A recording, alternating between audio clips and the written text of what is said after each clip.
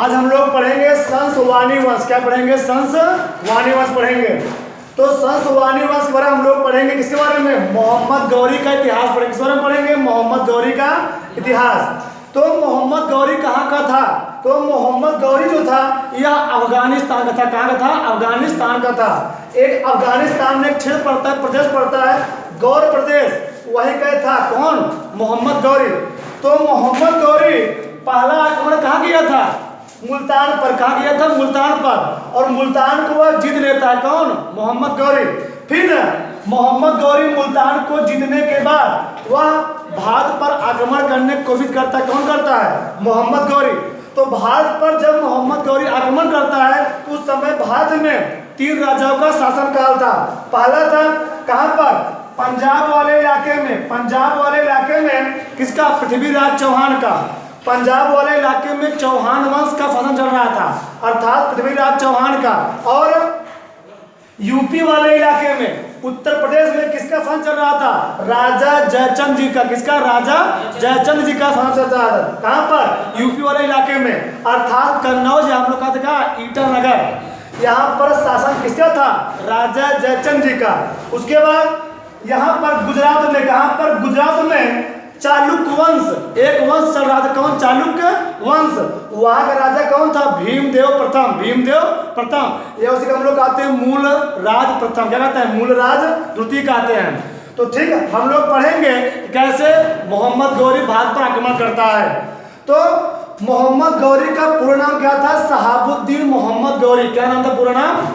शहाबुद्दीन मोहम्मद गौरी। मोहम्मद गौरी का जन्म कहाँ हुआ था? मोहम्मद गौरी का जन्म 1149 ईस्वी को।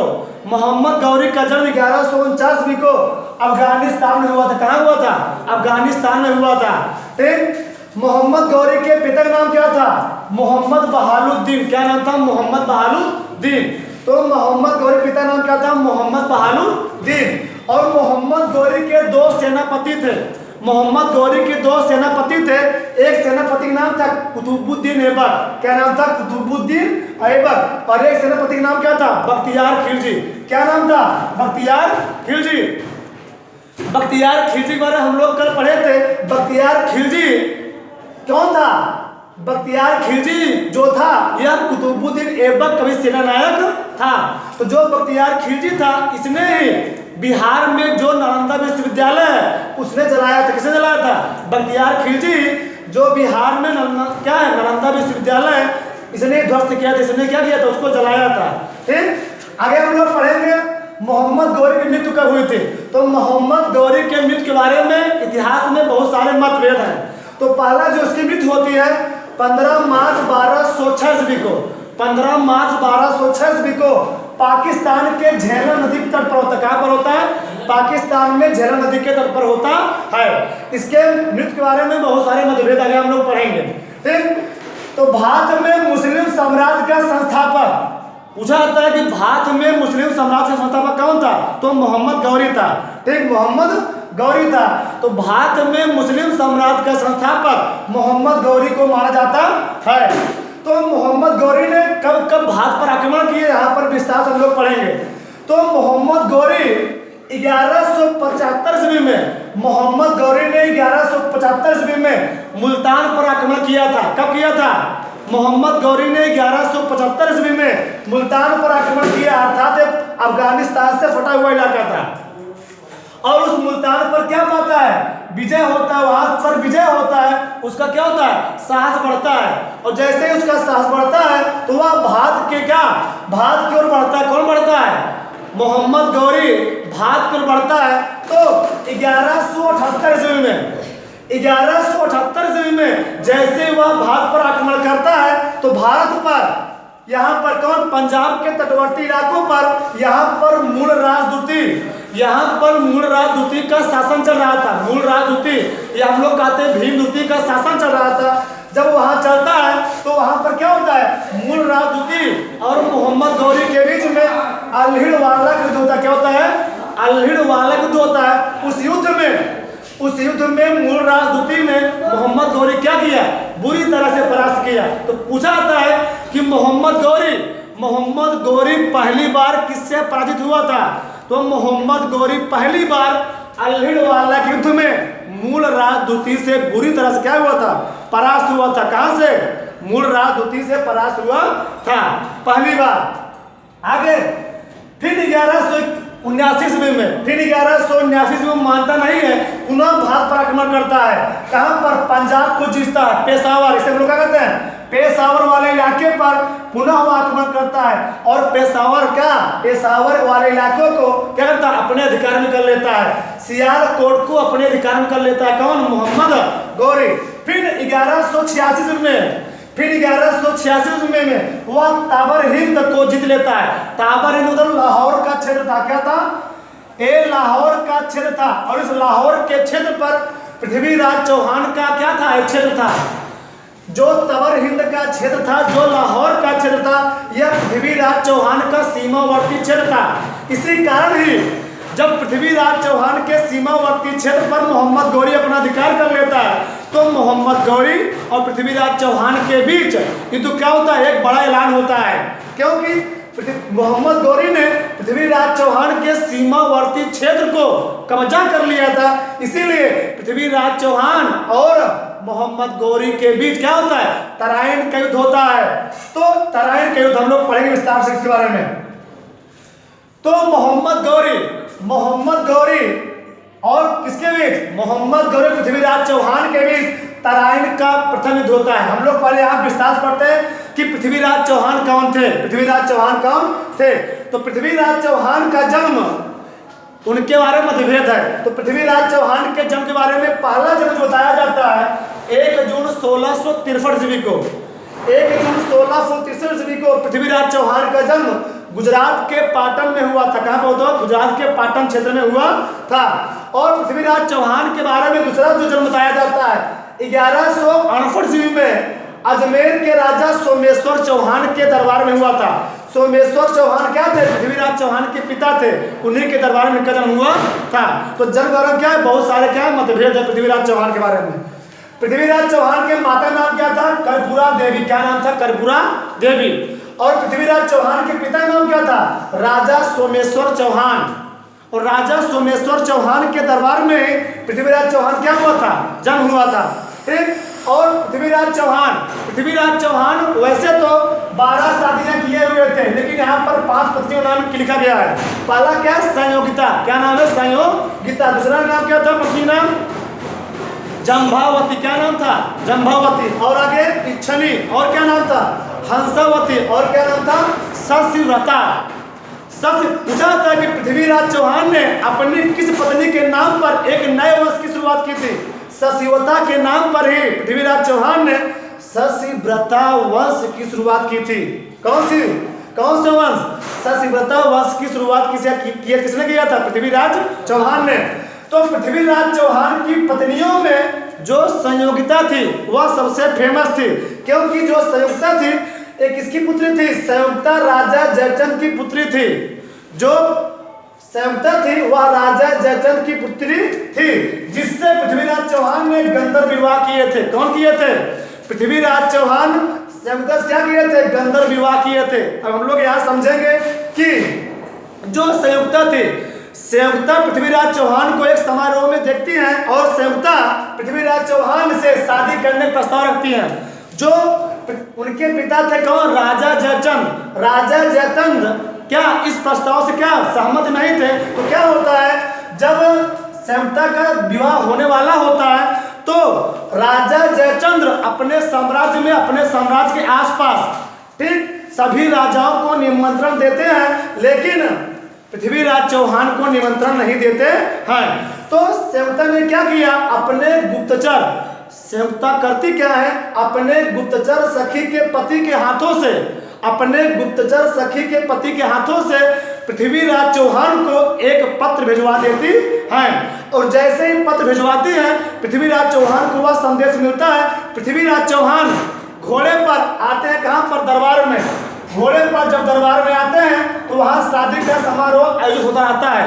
तो संयोगिता वहाँ पर क्या माला लिए खड़ी थी, और जैसे पृथ्वीराज चौहान वहाँ आते हैं उनके गले में क्या माला डाल देती हैं। और पृथ्वीराज चौहान उनको स्वयंवर से क्या करते हैं? उठा लेते हैं, घोड़े पर उठा लेते हैं और वहाँ से लेकर चले जाते हैं। कौन? पृथ्वीराज चौहान। तो एक राजा के सामने उसकी पुत्री का हरण करना राजा जयचंद को क्या हो गया, एक बहुत बड़ा कष्ट होता है, एक बहुत बड़ा क्या होता है, दुख हुआ था। कौन दुखी हुआ था? कौन?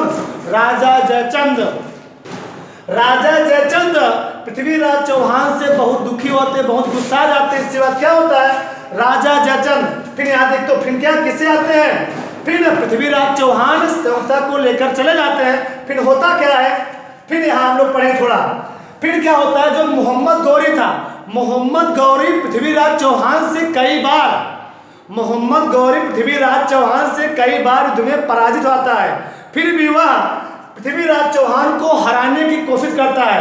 मोहम्मद गौरी जो था पृथ्वीराज चौहान से 17 बार पराजित हुआ था।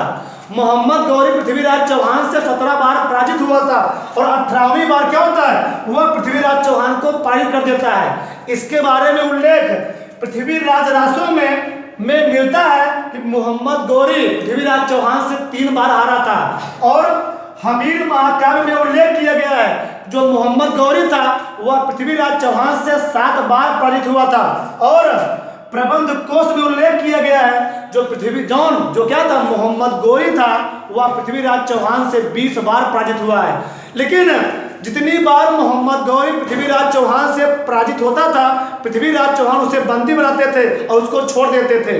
किसको? मोहम्मद गौरी को बंदी बना के छोड़ देते थे। लेकिन हुआ क्या, पृथ्वीराज चौहान बार बार हारता रहा, लेकिन उसने ठान लिया। कौन? मोहम्मद गौरी बार बार पृथ्वीराज चौहान से हारता रहा, तो मोहम्मद गौरी ने ठान लिया कि मैं इसे आने वाले समय में, मैं पृथ्वीराज चौहान को आने वाले समय में कभी न मैं क्या करूंगा, कभी न कभी किसी दिन क्या करूंगा, परास्त करूंगा। तो मौके की तलाश करता रहा। कौन तलाश करता रहा? मोहम्मद गौरी मौके की तलाश करता रहा। उसी समय होता क्या है कि पृथ्वीराज चौहान राजा जयचंद की पुत्री को स्वयंवर उठा के चले जाते हैं। होता क्या है, राजा जयचंद भी पृथ्वीराज चौहान को मारने की तलाश में लगे रहते हैं। फिर होता क्या है, राजा जयचंद मोहम्मद गौरी के पास संदेश भिजवाते हैं। राजा जयचंद मोहम्मद गौरी के पास संदेश भिजवाते हैं। फिर होता क्या है, फिर जब मोहम्मद गौरी और राजा जयचंद दोनों लोग मिल जाते हैं तो होता है तराइन का द्वितीय युद्ध। क्या होता है? तराइन का द्वितीय युद्ध।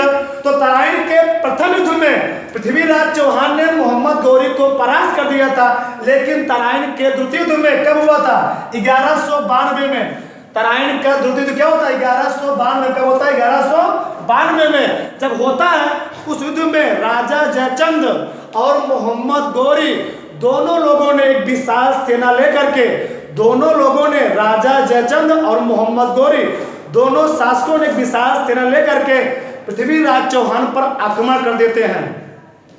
पृथ्वीराज चौहान पर आक्रमण कर देते हैं। तो पृथ्वीराज चौहान क्या होते हैं युद्ध में? कब? 1192 ईस्वी में तराइन के द्वितीय युद्ध में। तराइन के द्वितीय युद्ध में क्या होता है, फिर मोहम्मद गौरी क्या होता है, बुरी तरह से क्या, कौन? मोहम्मद गौरी जीत जाता है और पृथ्वीराज चौहान क्या होते हैं? हार जाते हैं। तराइन के द्वितीय युद्ध में मोहम्मद गौरी क्या होती है? विजय होती है और पृथ्वीराज चौहान क्या होते हैं? क्या हार जाते हैं। इसका होता क्या है, मोहम्मद गौरी पृथ्वीराज चौहान को बंदी बना लेता है। मोहम्मद गौरी पृथ्वीराज चौहान क्या देता है? बंदी बना लेता है और बंदी बना करके वह अपने उससे साम्राज्य अर्थात गजनी लेकर चला जाता है। कौन? मोहम्मद गौरी। फिर जब वह अपने साम्राज्य, पृथ्वीराज चौहान को अपने साम्राज्य गजनी लेकर जाता है, तो इस भाग में जो उसका साम्राज्य था अपने सेनापतियों को सौंप जाता है। किसको? कुतुबुद्दीन ऐबक और किसको? बख्तियार खिलजी को अपना पूरा साम्राज्य सौंप कर चला जाता है। कौन? मोहम्मद गौरी। फिर क्या होता है, फिर मोहम्मद गौरी जब जा रहा था तो उसके विरुद्ध खोखरों ने आक्रमण कर दिया। किसके विरुद्ध? मोहम्मद गौरी के विरुद्ध खोखरों ने आक्रमण किया। फिर होता क्या है, फिर मोहम्मद गौरी गुस्सा जाता है, फिर लौट कर आता है। फिर क्या होता है, 1194 में, 1194 में जो मोहम्मद गौरी ने, जो मोहम्मद कौन? राजा जयचंद जी ने जो मोहम्मद गौरी का साथ दिए थे। कौन? चंदावर के युद्ध में, इसे हम लोग कहते हैं कन्नौज के युद्ध। चंदावर के युद्ध, कन्नौज के युद्ध में मोहम्मद गौरी ने राजा जयचंद को बुरी तरह से परास्त किया। किसने परास्त किया? मोहम्मद गौरी ने राजा जयचंद को 1184 ईस्वी के चंदावर के युद्ध में क्या किया? बुरी तरह से परास्त किया। फिर क्या होता? मोहम्मद गौरी 1166 ईस्वी में, मोहम्मद गौरी 1166 ईस्वी में ग्वालियर के शासक सुलक्षण पाल को भी क्या किया? परास्त किया। क्या किया? परास्त किया। आगे हम लोग पढ़ते हैं। फिर मोहम्मद गौरी के मृत्यु के बारे में बहुत सारे मत हैं। बोला था कि मोहम्मद गौरी जब यहाँ से जा रहा था, यहाँ से जब जा रहा था, गजनी वापस जा रहा था, क्या होता है? 15 मार्च 1206 ईस्वी को जब मोहम्मद गौरी यहाँ पर से भाग पर राज करके गजनी लौट रहा था, तो 15 मार्च 1206 ईस्वी को दमयक, ये हम लोग का वक्त है, दमयक जो स्थान है वह पाकिस्तान झेलम नदी के तट पर है। दमयक स्थान पर क्या होता है? कबीलों द्वारा अर्थात खोखरों द्वारा क्या किया जाता है? वह नमाज पढ़ रहा था। कौन नमाज पढ़ रहा था? मोहम्मद गौरी नमाज पढ़ रहा था। उसी नमाज के समय कबीले उस पर आक्रमण कर देते हैं और आक्रमण कर करके मोहम्मद गौरी की हत्या कर देते हैं। इसकी तो मोहम्मद गौरी की हत्या कब हुई थी? 15 मार्च 1206 ईस्वी को दमयक नामक स्थान पर मोहम्मद गौरी क्या होती है? हत्या हो जाती है। आगे मोहम्मद गौरी जो था, मोहम्मद गौरी जो था, इसके बारे में और सारे मतभेद हैं। किसी बारे में? मृत्यु के बारे में। मोहम्मद गौरी जब पृथ्वीराज चौहान को अपने गजनी ले जाता है तो वहां पर होता क्या है? वहां पर होता क्या है? पृथ्वीराज चौहान को वह कैद कर लेता है और पृथ्वीराज चौहान की क्या करता है? एक लोहे की क्या, लोहे से उनकी आंखें निकलवा लेता है, उनकी आंखें फुड़वा देता है। कौन? मोहम्मद गौरी पृथ्वीराज चौहान की दोनों आंखें फुड़वा देता है। फिर हम लोग जानते हैं पृथ्वीराज चौहान के दरबारी कवि थे। पृथ्वीराज चौहान के दरबारी कवि थे। दरबारी कवि के साथ साथ उनके दोस्त भी थे, अच्छे दोस्त भी थे, मित्र भी थे। कौन? चंद्रवरदाई। कौन थे? चंद्रवरदाई। तो चंद्रवरदाई जो थे वो पृथ्वीराज चौहान के दरबारी कवि के साथ साथ उनके मित्र भी थे। जब चंद्रवरदाई को पता चलता है कि पृथ्वीराज चौहान को मोहम्मद गौरी ज्यादा प्रताड़ित कर रहे हैं, तो कौन? चंद्रवरदाई भी गजनी जाता है। कौन जाता है? चंद्रवरदाई भी गजनी जाते हैं। और वहां पर जब गजनी जाते हैं तो मोहम्मद गौरी को खरी खोटी सुनाते हैं। तो मोहम्मद गौरी गुस्सा करके जिस जेल में, जिस कैद खाने में पृथ्वीराज चौहान बंद थे, उसी कैद खाने में चंद्रवरदाई को भी बंद कर दिया जाता है। फिर क्या होता है? फिर चंद्रवरदाई पृथ्वीराज चौहान को सलाह देते हैं कि आपके अंदर एक बहुत बड़ा गुण है। तो गुण कौन सा है? शब्दवेदी बाण। इतिहास में 2 ही व्यक्ति हुए हैं जो शब्दवेदी बाण चलाते थे। एक राजा दशरथ, एक कौन? पृथ्वीराज चौहान। किसी की आवाज को सुन करके बाण को चला देना और जाके क्या, वह बाण जाके लग भी जाता था। ये शब्दवेदी बाण था। तो पृथ्वीराज चौहान शब्दवेदी बाण चलाना जानते थे। होता क्या है? चंद्रवरदाई पृथ्वीराज चौहान को क्या करते हैं? सहमति देते हैं, आशा दिलाते हैं कि हम लोग आने वाले समय में मोहम्मद गौरी को परास्त करेंगे। तो मोहम्मद गौरी करता क्या है? एक दिन अपने साम्राज्य में बहुत बड़ा आयोजन करता है। उस आयोजन में होता क्या है? उस आयोजन में पृथ्वीराज चौहान भी जाते हैं। और पृथ्वीराज चौहान जब जाते हैं तो मोहम्मद गौरी को पता था, मोहम्मद गौरी को पहले से बता दिया था कि पृथ्वीराज चौहान किसी चीज की आवाज सुन करके वहां बाण चला देते, वहां बाण लग भी जाता है। तो इससे क्या होता है? पृथ्वीराज कौन? मोहम्मद गौरी बहुत प्रसन्न होता है। और उस समय होता क्या है? तो जैसे ही बाण चलाने के लिए आदेश दिए जाते हैं, पृथ्वीराज चौहान बाण चलाते रहते हैं और जहां पर आदेश दिया जाता है पृथ्वीराज चौहान वहीं पर बाण छोड़ देते हैं और जाके बाण वहीं लगता था। तो होता क्या है? तो चंद्रवरदाई भी पृथ्वीराज चौहान के साथ में खड़े होते हैं। तो होता क्या है? चंद्रवरदाई पृथ्वीराज चौहान को संकेत देते हैं कि 4 बांस 24 गज अंगुल अष्ट प्रमाण ता ऊपर सुल्तान है मत चूक्यो चौहान। जैसे ही चंद्रवरदाई कविता पढ़ते हैं या दोहा पढ़ते हैं या पंक्ति पढ़ते हैं, पृथ्वीराज चौहान तुरंत समझ जाते हैं। और तुरंत क्या होता है? तुरंत ही जैसे ही मोहम्मद गौरी कहते हैं वाह, उसी समय तुरंत क्या होते हैं? उसी समय चंद्रवरदाई क्या करते हैं? चंद्रवरदाई ने पंक्ति पढ़ा और पृथ्वीराज चौहान ने क्या किया, अपना शब्दवेदी बाण छोड़ देते हैं और मोहम्मद गौरी क्या होती है, तुरंत क्या होती है, मृत्यु हो जाती है। तो मृत्यु के बारे में बहुत सारे मतभेद हैं। ठीक, तो अगला क्या है, जो पृथ्वीराज चौहान थे, पृथ्वीराज चौहान जब वहां पर मोहम्मद गौरी मारा जाता है तो पृथ्वीराज चौहान और उनका कौन दरबारी कवि कौन था, चंद्रवरदाई, दोनों लोग आपस में अपने आप करते हैं क्या, अपने आप में छुरा भोग लेते हैं। लोग क्या होते हैं, मर जाते, कौन, दोनों वहीं पर मर जाते, दरबार में मर जाते हैं, अर्थात सही जाते कौन, दोनों लोग दरबार में क्या होते हैं, मर जाते, कौन, चंद्रवरदाई और पृथ्वीराज चौहान। जब पृथ्वीराज चौहान की मृत्यु होती है तो कहां पर, इस पंजाब वाले इलाके में, चौहान वंश वाले इलाके में अभी उनकी पत्नी और पूरा साम्राज्य बचा हुआ था। तो होता क्या है, जो मोहम्मद गौरी का सेनापति था, जो मोहम्मद गौरी का सेनापति था, वह इस किले पर, यह किला था, इस किले पर आक्रमण कर देता है, अर्थात पृथ्वीराज चौहान के किले पर आक्रमण कर देता है। जो किला था, जो पृथ्वीराज चौहान का किला था, वह चारों तरफ से एक खाई से क्या हुआ था, बना हुआ था, अर्थात उसके चारों तरफ पानी भरा हुआ था, किले के चारों तरफ पानी भरा हुआ था।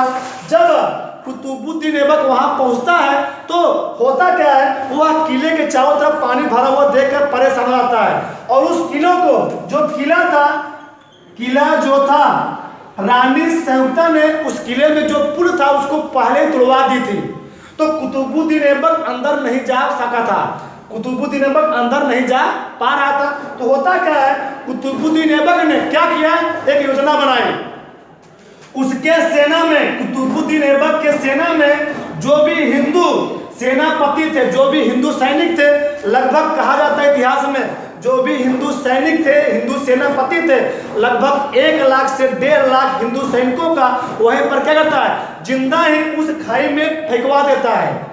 जिंदा ही हिंदू सेनापतियों को, हिंदू सैनिकों को जिंदा ही खाई में फेंकवा देता है। तो खाई क्या होता है, पूरा सेनापतियों से, सैनिकों से भर जाती है।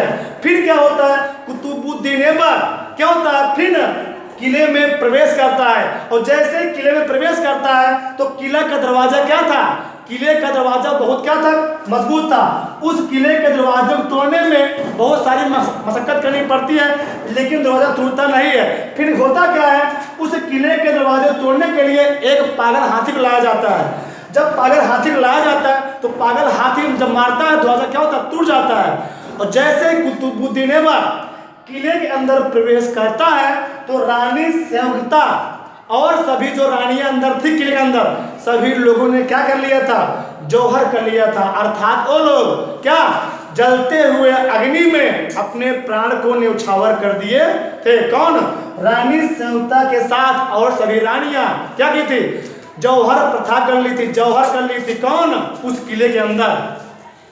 तो आगे तो यहाँ पर मोहम्मद गौरी जो था, मोहम्मद गौरी अपने सिक्के पर, मोहम्मद गौरी अपने सिक्के पर लक्ष्मी जी का चित्र अंकित किया था। पूछा जाता है कि मोहम्मद गौरी के सिक्के पर किसका चित्र अंकित था, तो मोहम्मद गौरी के सिक्के पर लक्ष्मी जी का चित्र अंकित था। उसी प्रकार से राजा अकबर के किसके पर, राजा अकबर के सिक्के पर राम, सीता व सूर्य चंद्रमा का क्या चित्र अंकित था। पूछा जाता है कि राजा अकबर ने जो सिक्के चलवाए थे उस सिक्के पर किसका चित्र अंकित था, तो राम और सीता या सूर्य और चंद्रमा। उसी प्रकार से जो समुद्रगुप्त था, क्या था, समुद्रगुप्त था। हम लोग जानते हैं समुद्रगुप्त क्या कहते हैं, भारत का नेपोलियन क्या कहते हैं, भारत का नेपोलियन कहते हैं। जो समुद्रगुप्त था वह बीड़ा वादक में कुशल था। क्या बजाता था, समुद्रगुप्त बीड़ा बजाता था, इसलिए समुद्रगुप्त के सिक्कों पर क्या, बीड़ा वादन का चित्र अंकित किया गया है। किसका, समुद्रगुप्त के सिक्कों पर बीड़ा वादन अर्थात बीड़ा बजाते हुए का चित्र अंकित किया गया है। ये सब था क्या, ये था मोहम्मद गौरी और पृथ्वीराज चौहान के इतिहास के बारे में। जय हिंद, जय भारत।